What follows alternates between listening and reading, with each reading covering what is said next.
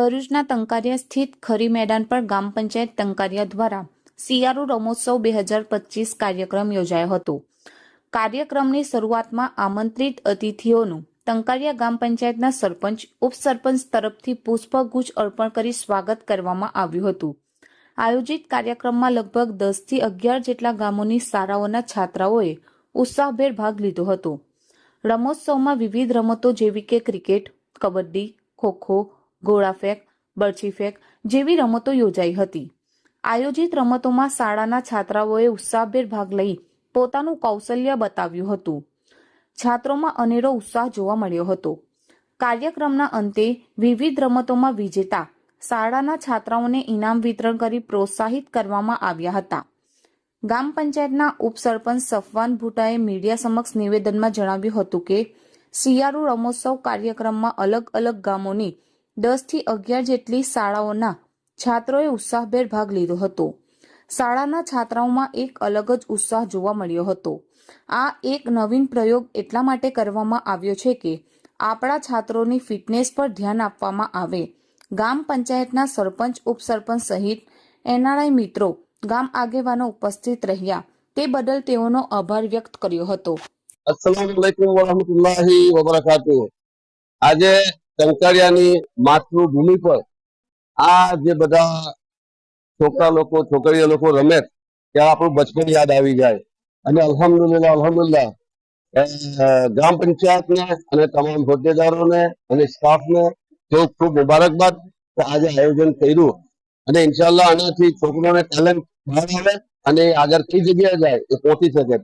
બીજી વાત એ કે મારી સરપંચ સાહેબ અને વાઇસ સરપંચ સાહેબ અને ટીમને એક વિનંતી છે કે 14મી જાન્યુઆરી મકર સંક્રાંતિ થી યા 26મી જાન્યુઆરી આપણે ખાસ ગ્રાઉન્ડ પર તમામ સ્કૂલોને ભેગી કરીએ, સવારમાં એક જ ધ્વજવંદન કરીએ, બધા છોકરાને વક્તવ્ય કરે, આપણા ગામના બધા એનઆરઆઈ અને આજુબાજુના એનઆરઆઈ અને આપણા જે ગામના લોકો મુંબઈ, સુરત, બરોડા એમને બી ઇન્વાઇટ કરીને તંકારિયા ડે સેલિબ્રેટ કરીએ અને જે હજુ ગામના કામો વિકાસના કરવાના છે જેવી કે રોડ, રસ્તા, ગટર, ઇન્ફ્રાસ્ટ્રક્ચર અને એક રિસાયકલિંગ વેસ્ટ મેનેજમેન્ટ છે એ બધા પ્રોજેક્ટ આપણે ધીમે ધીમે અમલમાં મૂકવા છે।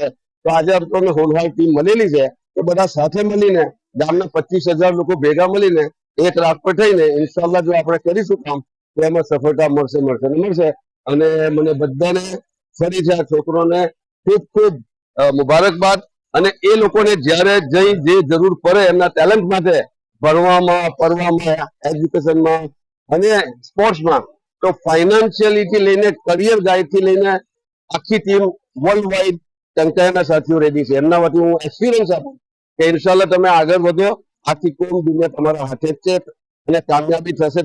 આજે તંકારિયા હાઈસ્કૂલના સામે ઉભા રહીને ડેવલપ કરાઈને ખુશી થાય છે કે અલ્લાહ પાકે કંઈક તો એચિવમેન્ટ આપ્યું છે।